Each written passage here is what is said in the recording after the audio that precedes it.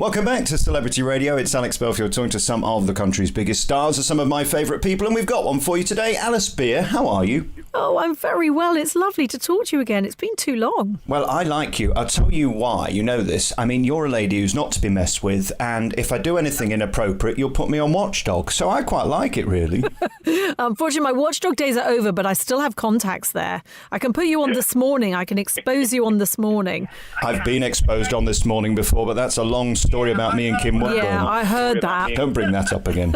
Your career is amazing, really. When I look at what you do, you're so credible and people trust you. And that's hard to generate, isn't it? Trust is the hardest thing of all. Well, I think you just have to stay authentic the whole way and not sort of fall off. It's very tempting, to go off and be tied into certain things. But yeah, I am genuine and I do care about what I do and I do care about helping people make the right decisions and I do my research. I wish I just was as clever about my own life. I'm very good at organising other people's, but mine's a mess. We're coming up to Christmas and of course it's that time of the year where not only do we stick our own tree up, but we go to look at other people's, and these Christmas markets really have in the last few years become the big thing, and they're an event in themselves, and there's a new top 20 list by the people at Premier Inn, and number one is Chatsworth Estate. Now, I'm only in Nottingham right now where I'm talking to you, and it is glorious. I'm not surprised. Just the setting itself without Christmas is glorious. Well, I think that's what, if you look down the list, actually, Chatsworth, Edinburgh, York, you just look at those three and they're places that are beautiful at any time of year. Stick a load of fairy lights up and really it becomes heavenly.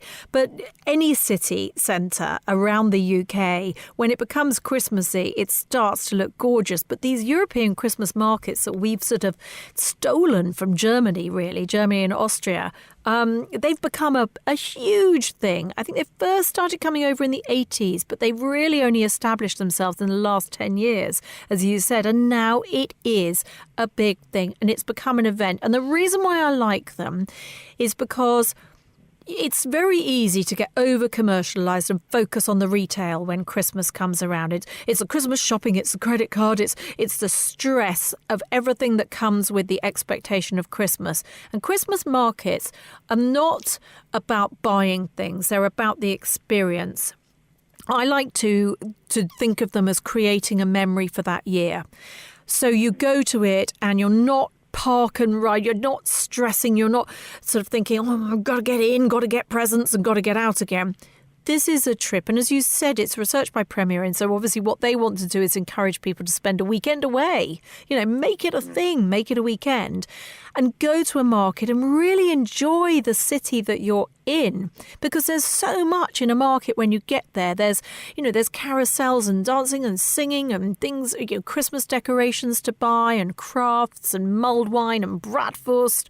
You don't want to be rushing off somewhere else. You want to be really enjoying it. And what I love about this is you can't do the elitist stuff. It's too expensive. You can walk around for free. It's completely free. Absolutely. And in fact, part of this research was quite interesting. The average spend when you go to a Christmas market is £41. Now, that's quite a lot. But actually, what you're probably doing is having your lunch there as well. You might be having snacks there, hot chocolate and cinnamon buns and pretzels. So £41 probably means that you've bought a sort of crafty thing. You've bought something from one of the many stall holders. You've probably bought a Christmas ornament for the tree, and you've all had some food and drink, and you've had, as you say, all this masses of free entertainment.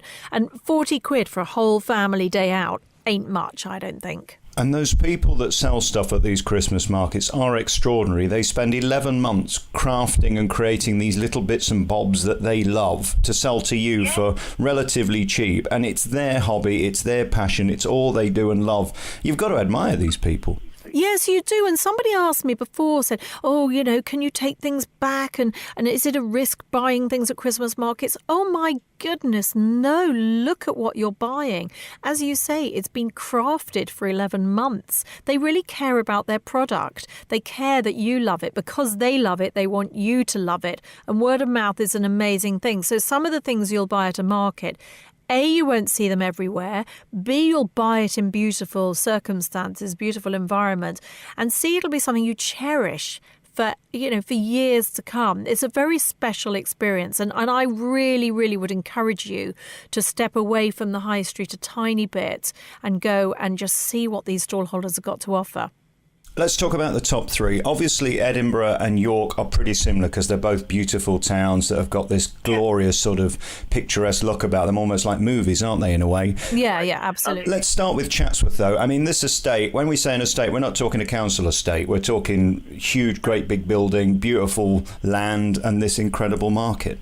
Yeah, so the Chatsworth estate is glorious at any time of year, but they set up this Christmas market and it's become very established now. The market has over 100 stalls and they set up this year, it's sort of scenes of fairy tales. So you go through the house and as you travel through, you meet different fairy tale characters. So it's very magical for children. And then that translates outside when you go into the grounds. There's sort of mince pies and mulled wine and music. And then there's sort of theatrical events in the evening as well. So you don't want to be rushing off. As it gets dark and the lights come on, they're acting out these little scenes. And I think they have Christmas tree mazes. It really is very beautiful. And Chatsworth, obviously, it's a bit of a journey. It's not in a city centre, so that's quite magical for itself. But then you go to other city centres that, I don't know, aren't on my radar because I don't have relatives living near them. I don't have reason to go. Leeds and Lincoln, and not places I pass through that often. Lincoln was the first Christmas market in the UK, and that's a brilliant one in amongst its cobbled streets. And having gone to it now, I realise Lincoln's a really cool place. It's really pretty. I didn't realise it had this little old town with the cobbled streets, and it's just beautiful. And it only lasts for 4 days in Lincoln. It doesn't start till the 6th of December. So, you've got to look up where you're going to and when it's on, because sometimes it's a snatched experience and you've got to get in there. Durham, obviously, big city centre one. Leeds, one of the most authentic German markets. They sort of collaborate with Frankfurt Council to make it a real Germanic affair. And you can have breakfast with Santa in Leeds. Who knew? Very nice. But, pick a city in the UK. Premier Inn have drawn up this list, but really, there's no rules. Pick a city in the UK that you want to go and experience with your family and use that as the excuse to visit the market. And you'll have a lovely time and you can find out about the UK as well. We don't do enough travelling within. We're all focused on going to the sunshine. We don't do enough travel within the UK. And this is a brilliant excuse for that. Let's just do the top three again then. Gold was Chatsworth Estate, Edinburgh Christmas Market, and York St Nicholas Fair.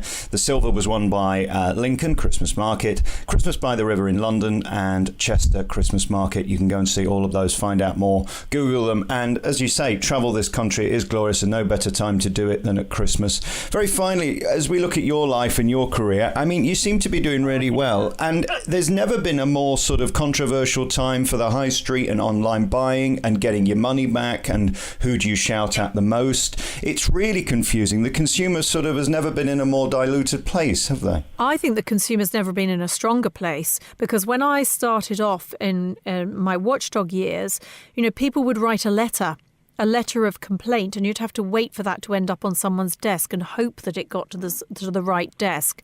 And then when it went wrong, you'd write a letter to Watchdog. Well, now the consumer has access to social media, and a well-timed shout out to the right, copying in the right people. You've got their ears. They're putting more people on social media than they are in customer services. And so that's where you need to turn your attention. If you've got a real problem with a company, go to their social media account.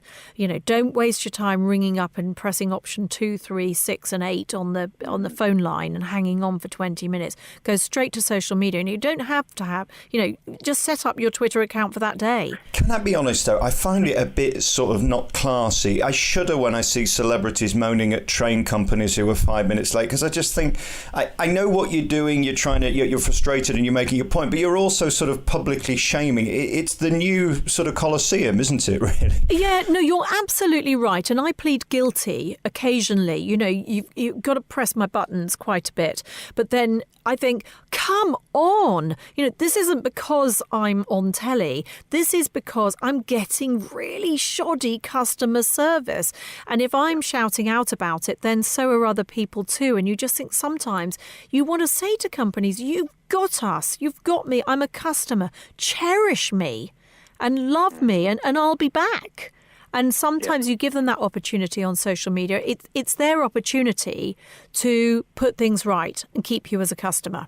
And it can so easily be turned around, and it's also nice to tell people when they do well as when they do badly. Yes, it's the real rant and rave mentality. I think every now and then we have to shout out. And conversely, as you said, you don't want celebrities saying, oh, my train was 10 minutes late. When you get celebrities saying, oh, my word, my new hairdryer, I absolutely love it. Immediately you think, oh, they got that for free or they're being paid. Well, sometimes it's quite nice to just shout out and say, do you know what? I went to a shop and they really got it right. They really got it right. Oh, I twittered earlier. Have you seen Alice Beer? She's delicious. You see, I said this earlier. Got 300 retweets. It was marvellous. Really? When are we going to see you more on the telly? I mean, what about eating cow's anus or something like that on I'm a Celebrity? Because you keep it classy, don't you? You do what you do and tend to avoid the other stuff. Well, I don't know. I quite like the I'm a Celebrity.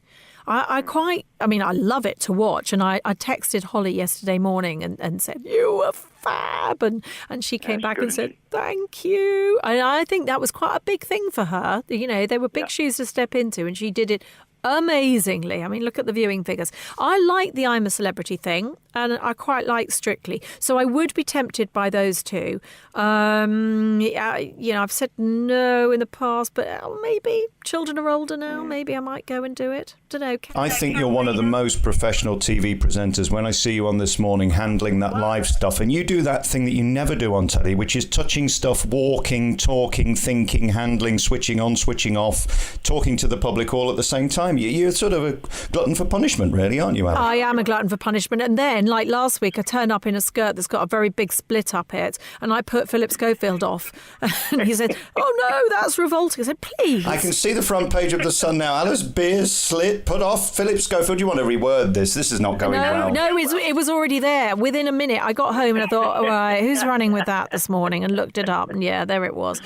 Can't get away with anything these days. But I love This Morning. And I'm very lucky, to sort of keep going and sort of keep the consumer interest going. And This Morning is just the most heavenly job for me. And I love it. And I'm very, very grateful to be there. You're a champion of the people and we thank you for that. So lovely to talk to you again. Alice Beer, thank you for your time. Thanks, Alex.